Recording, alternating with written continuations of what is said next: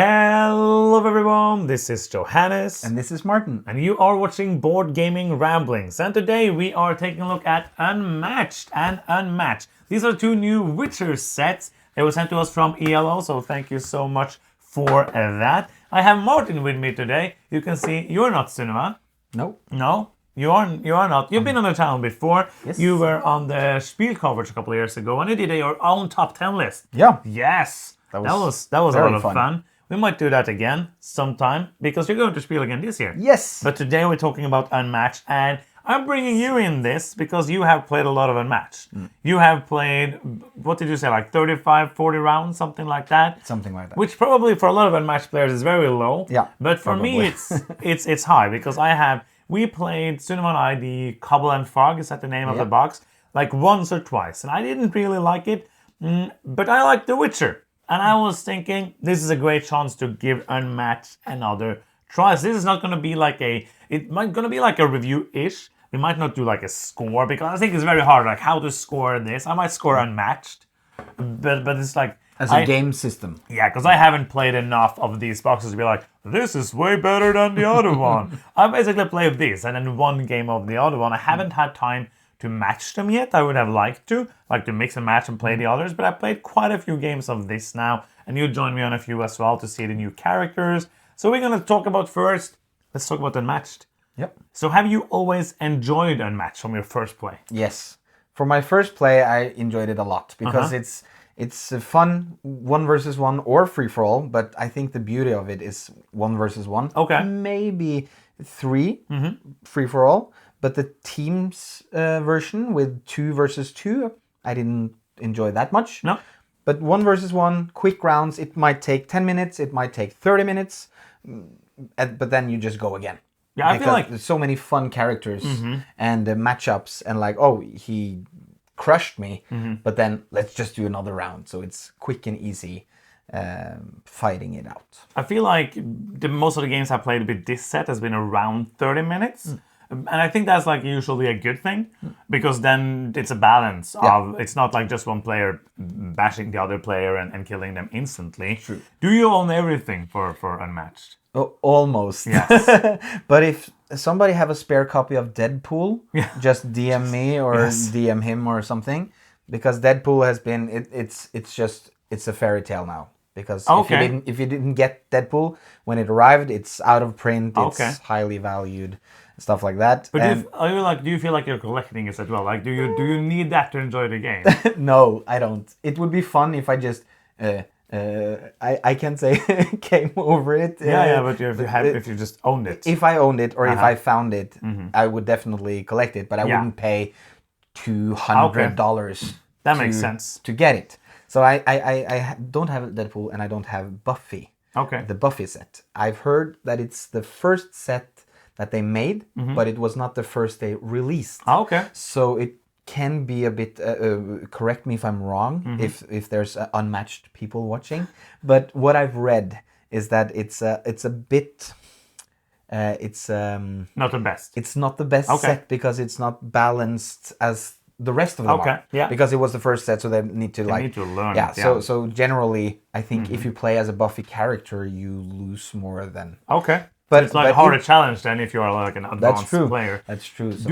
When you play, do you usually enjoy, because all of the sets comes with different characters. There are some characters that are like a one, this is the character that you get, but most of them, like these ones, have 3 in each of them. Do you usually enjoy most to play with the ones in the box, or do you enjoy like to do, today we're doing Houdini versus Leshen? Do you like, what kind of do you just like randomly do matchups, or what do you usually enjoy? In the beginning, we brought one game. Like, let's play with these 4 characters. But then as the hobby grew and the pile of unmatched sets grew, then we're like, whenever I'm having guys over to play, I just bring an IKEA bag, if you're familiar with those, with all of my sets, and I say you can choose whatever you like.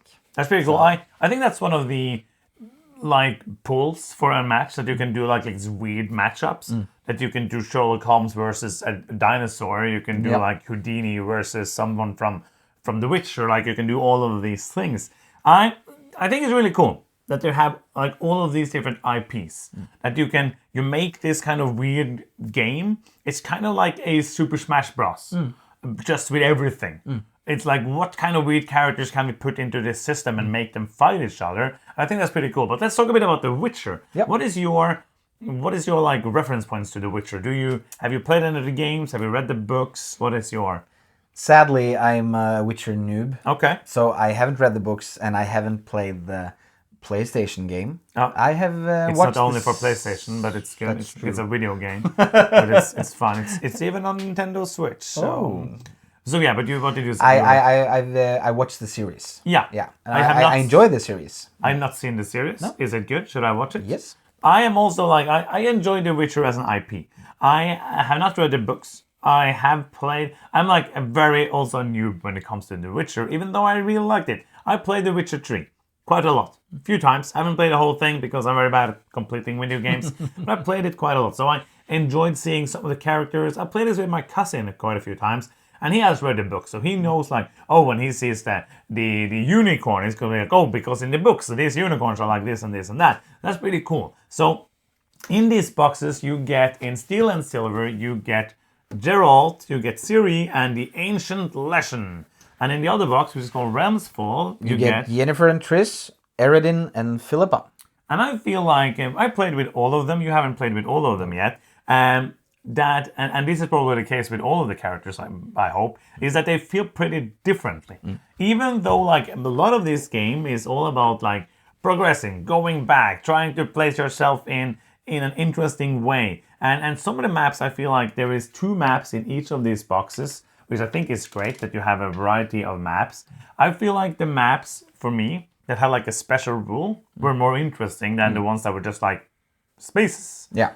How did you feel like this one, for example, is just like different spaces, but it has, and the other one here as well is just like, it has more areas. I guess that is the thing. So like if you play a ranged character, there's not that many places where you have like a lot of different areas to... It's true, it would be harder to be ranged here because of how it's divided with the zones. And I feel like that is probably something you would see the nuance of this board probably more when you play it more. I haven't played it enough. So that's the thing I remember when I played Unmatched the first time, is that I was like, but I'm just going to move towards you and then hit you with my sword. That was how I felt about it. But the more, and I felt that the first time I played this one as well. I played it and I was like, okay, that was fun-ish. But the more I played it, the more I enjoyed it. And the more I played it, I got a feeling, okay, let's just play again.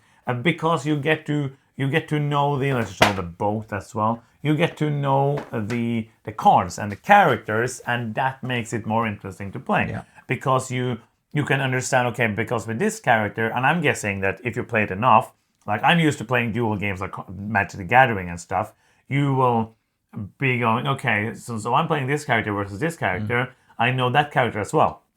So I know that these cards are not going to be that effective maybe against that character. And I guess that's like a lot of the fun of the meta when you play it a lot. Do you agree? Yeah, I agree. And what I've read online is that you have a bunch of strategies for the different characters, because some you just need to drain the other's pile of cards, because you will lose health as soon as you don't, when you're not able to draw a card, you will lose health. And so that can be one strategy, to just be on the board and kind of run away, where the other guy needs to chase you down and try to take you out. And that will come, but because I've kind of comes from a collector's idea, I haven't really played. I still have characters that I haven't played in my own sets as well. So that's something when you're getting down the line and you can play multiple characters multiple times. Yeah, you will understand. Oh, this is one that I need to hit hard, fast, or this is one where I need to stay in the shadows and kind of poke him, and then run away. So I felt like the beauty of it. I felt like if you buy one of these sets, you get 3 characters. So I guess you have quite a lot of depth if you want to. But for me, at least, I'm going to be I'm like, I want that other set as well. Because then you have 6 characters, and when you have 6 characters and you're 2 people playing, you're going to have a lot of different matchups. You can play that a lot of times. I don't think probably if you fall in love with this, you're going to go as you see. You're going to go and buy the sets. Yeah. But I don't think it's a game where you need all the sets to have fun. Like, I think if you like The Witcher, you can buy these 2 sets, or just one to see if it's fun. and you have enough there for quite a few plays before you need more stuff. Combined with the boards, then you have 4 different places to play as well, with different strategies. And I feel like adding one more set, for example, we have the Cobble and Fog is at 4 characters. 4 characters. Yeah, that's gonna add. I don't think I need more for a long time, like because we don't play these kind of games for a lot. I feel like then I have 10 characters, and there's so many different matchups in that. And it's going to be like, oh, but no, I want to try this strategy against this player. Some of these characters I feel like are more like rush-based. Like the Leshen is really good if you get somebody who's a bit slow and you manage, because he's ranged, but he also has the wolves that are melee, and they can move pretty fast, but the Leshen can move slow. So it's trying to like attack fast, because when he attacks more than 1 time in turn, it's going to be a double attack, or it's going to have +3 on the attack. And it was very fun, because the first time I played with a Leshen, I just annihilated my opponent like in 10 minutes. But then I played actually the same matchup with you, Siri versus the Leshen, and I think you won.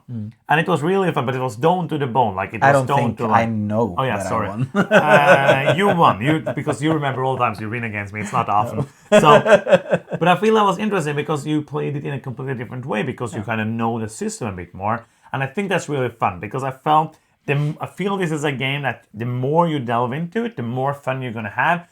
To this, I cannot say like, oh, you should get the Witcher sets or these other sets, but I feel like Unmatched, that's the fun of it, because you have all these different IPs.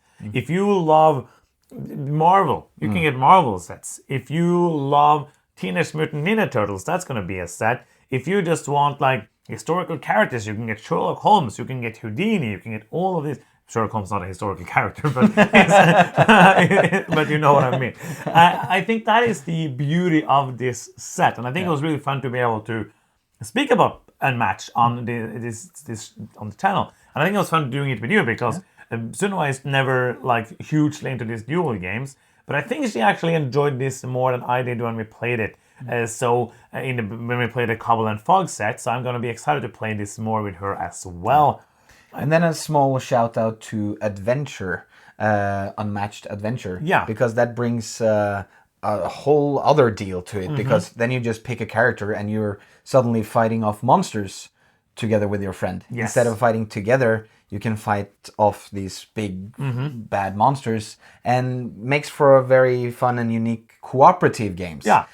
That was not for me, because it took too long, and because from my experience, it was just fun doing these bashing in heads for 20-30 minutes instead of playing it for 1.5 hours. But then that works for some people. So it's quite fun that they've done that as well. 100%. And the characters from the adventure sets can still be used in matched up. So I had Nicholas Tesla from the first adventure game. He's super fun to play with, even though I don't play the cooperative version. And that is a fun thing. You can take a system and you can evolve it, and you can make more out of it.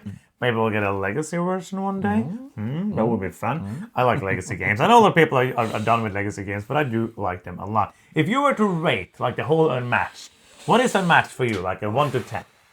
For me, Unmatched is it must be 8, 9. Yeah. Yeah, because it's pretty high up. Yeah. So like on the higher end of your games. On the higher end. And the community is so nice. And the rule books are quite good. Yeah. They're easy to understand, to delve into. And then, of course, when you have 10 sets eventually, you can have interactions that are like, oh, who goes first, or how do we resolve this? But then, since the community is so big, you have an unmatched ruling archive at the Board Game Geek website. Yeah. So you can just reference that, you can have it up, or you can just search it if you're looking for, oh, how do these two interact and who goes first and whatnot. So it's pretty cool. Yeah, it's pretty cool. And that's important for a Pretty game unique. that has a lot of these kind of things, like a living set of rules. I think for me, I'm going to land on an 8 as well for Unmatched as a set. I'm excited to play this. I'm excited to play more of the sets when they arrive. Hopefully I get to play more of them. And I think that's going to be the end of the video. If people watching this haven't subscribed, do you think they should? Yeah. Yes, because how much does it cost? Nothing. Oh wow, it's free, you say? not a lot of things in life are free, but this one is, so you can subscribe for free right now. And we hope to see you again. Thank you so much for watching. I'm Johannes. I'm Martin. And you've been watching Board Gaming Ramblings, and bye-bye.